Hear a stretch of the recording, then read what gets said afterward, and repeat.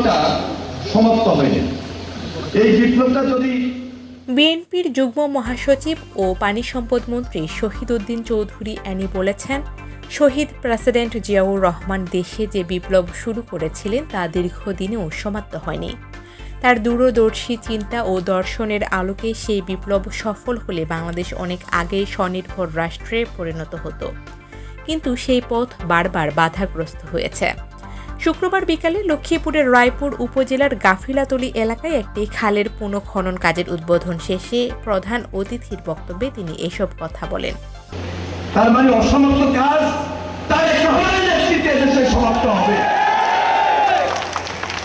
যত ব্যারিকেড থাকুক, যত বাধা থাকুক, যত দোকান অবকাঠামো গড়ে উঠুক, খালের মধ্যে বাঁধ সৃষ্টি করা হোক, কোনো কিছুই থাকবে না। খাল খালের গতিতে চলবে। মন্ত্রী বলেন, অতীতের অব্যবস্থাপনার কারণে খাল খনন করতে গিয়ে দেখা যায় নদীর মাঝখানে দোকান ও ঘরবাড়ি গড়ে উঠেছে।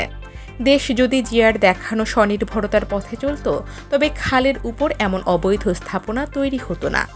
কলকারখানার বজ্র বা ড্রেনের পানি সরাসরি খালে পড়ে পরিবেশ নষ্ট করত না। দীর্ঘ বিরতির পর এখন আবার সেই চর্চা শুরু হয়েছে। ইনশাল্লাহ তারেক রহমানের নেতৃত্বে এদেশের সকল অসমাপ্ত কাজ সমাপ্ত হবে।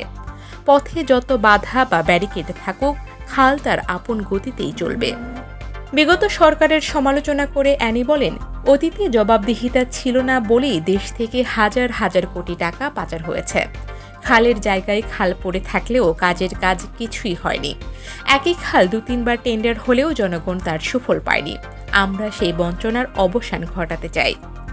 উন্নয়ন পরিকল্পনা তুলে ধরে পানি সম্পদ মন্ত্রী আরও বলেন, তারেক রহমানের নেতৃত্বে আমরা 180 দিনের একটি বিশেষ কর্মসূচি হাতে নিয়েছি।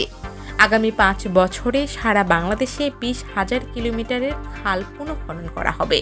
ইতোমধ্যে 50টি জেলায় আমাদের কার্যক্রম শুরু হয়েছে। প্রধানমন্ত্রী তারেক রহমান এই মাসে ফেনী সহ কয়েকটি জেলায় খাল খনন কর্মসূচির উদ্বোধন করবেন। নতুন বাংলাদেশ গড়ে না তোলা পর্যন্ত এই বিপ্লব থামবে না। এই মাসে তিনি ঝিনাইদহ যাবেন, এই মাসে তিনি ফেনী যাবেন, খাল খনন কর্মসূচি আরেকটা উদ্বোধন করবেন। এবং 54টা জেলায়, প্রায় 50টা জেলায় ইতিমধ্যে আমাদের কাজ শুরু হয়ে গেছে। লক্ষ্মীপুর 2 আসনের সংসদ সদস্য আবুল খায়ের ভূঁইয়ার সভাপতিত্বে অনুষ্ঠানে বিশেষ অতিথি হিসেবে উপস্থিত ছিলেন নারায়ণগঞ্জ আসনের সংসদ সদস্য শাহাদত হোসেন সেলিম।